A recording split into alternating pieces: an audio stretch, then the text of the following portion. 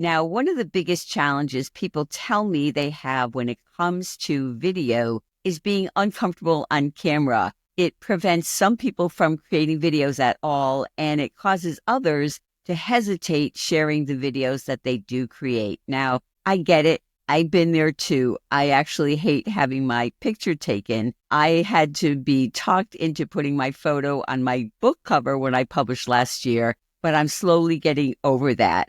But today isn't about photos. It's about creating videos. And I'll be sharing 5 strategies to help you get comfortable creating more videos. Now, I know from experience that you can get over the cringe of being on video just like I did. So let's dive in. Now, if talking on camera feels overwhelming, lazy videos are the perfect way to ease in. They let you create video content while taking the pressure off being the focus. A lot of people say they hate being on camera. This generally means that they are uncomfortable talking on camera. They're afraid of flubbing their lines, sounding bad, or being judged for their presence. This is why I recommend starting with lazy videos. It's a term that I heard a few years ago on TikTok, I think. This is something that I also talk about a lot and recommend for people who are just getting started with video. And here's how to do it. It's very simple. Record B-roll footage or raw footage, something interesting to viewers. That might be scenery, your desk setup, your dog's playing. Maybe if you're driving the car, you might have your camera set up to record the scenery going by. Then you simply overlay some text, a tip or an explanation or an inspiring message, whatever you want, or add a voiceover. Then add some music and you're done, finished, ready to post. The next step would be to start doing what I'll call Lazy Videos 2.0. That means getting comfortable on camera without talking. For this, B-roll footage might be you working at your desk, reading a book, or having a cup of coffee. Then overlay text and add some music. You can even try recording yourself from the side while talking to a client on Zoom or creating a video on your desktop.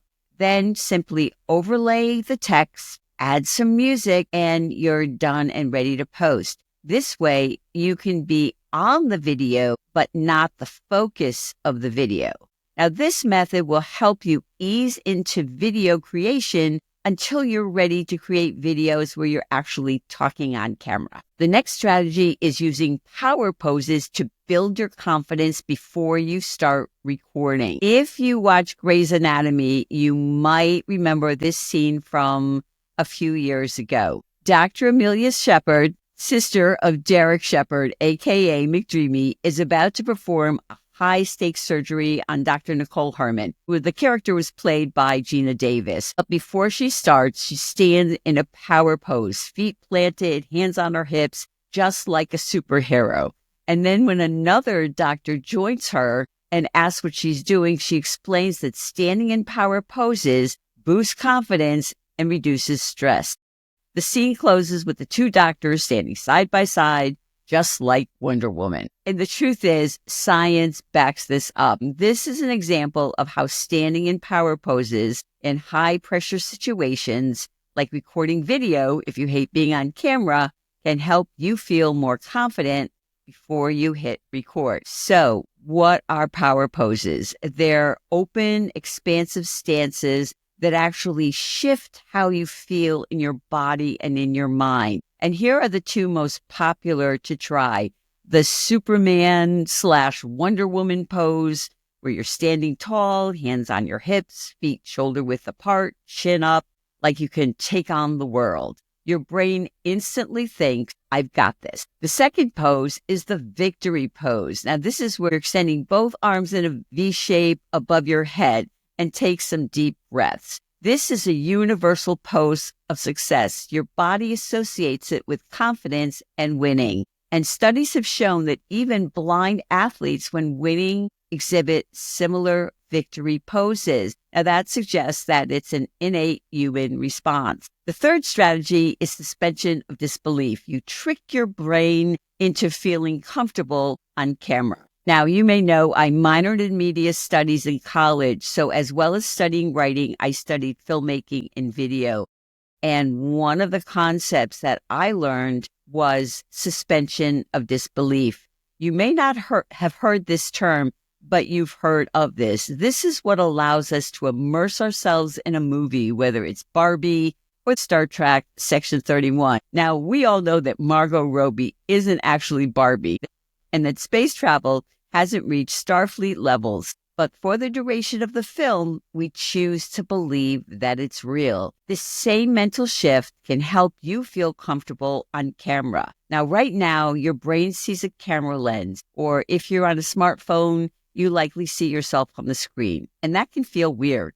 At least it did to me. It still kind of does sometimes. But I finally did get used to it. But just like watching a movie, you can suspend your disbelief and mentally replace the camera with someone or something that makes you feel like you're talking to someone. Applying this to video can be as simple as putting a Post-it under your camera lens if you're using a webcam. Other options are a photo of a friend or your pet. You know, looking at our girls always makes me smile. You can try actually talking to your dog. Some people talk to a stuffed animal. The key is shifting from I'm talking to a camera to I'm sharing something valuable with someone who wants to hear it. And that can help you feel more comfortable on video. The next strategy is shadowing. Now, it's a popular language learning technique used in audio-based learning programs like Babbel. But you can use this technique to get comfortable on video too. We've all seen speakers who just kind of own the room. They sound natural, engaging, and confident. But here's the thing. You can train yourself to sound that way too. That's where shadowing comes in. Find a confident speaker and mimic their tone and pacing. Pick a short clip of a confident speaker. Listen and repeat. Mirror their tone, pacing, and energy. And then make it yours. Record yourself saying a similar message in your own words. Watch your videos and adjust your delivery. This method can help prevent falling into that robotic speech pattern by training you to sound more natural and engaging. To make it easier to remember, I refer to it as the mirror method. The last strategy that I'm sharing today is one that I've used with clients. Banish on-camera anxiety, or BOCA. Erase camera jitters in 14 days. Now, based on my experience as someone who hated being on camera, the best and fastest way to get comfortable on camera is to record videos without any pressure, without worrying about what other people think. That's what BOCA is all about, a 14-day private video challenge to build confidence without the stress of posting. So here's how it works. Every day, record a 1 to 2 minute video. It might be a quick thought, maybe a tip you'd share with a client, or even a random update about your day. Don't post the videos. Just save them in your camera. No one sees these videos but you. Then at the end of the 14 days, watch your first and last video. And at the end of this time, I guarantee that you will see a difference. Now, this method helps you get comfortable in front of the camera to see it for what it is, just a conversation between you and your viewer, instead of a big, scary performance that you're putting on. No pressure, no audience, just you getting better every single day. So that's it, the 5 strategies to help you get comfortable on camera. And of course, my BOCA strategy,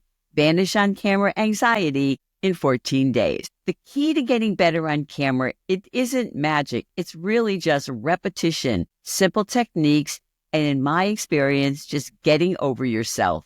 Because the truth is, nobody cares what you look like or sound like. They only care about themselves. Is your message relevant to them? Now, which one of these are you going to try first? Let me know.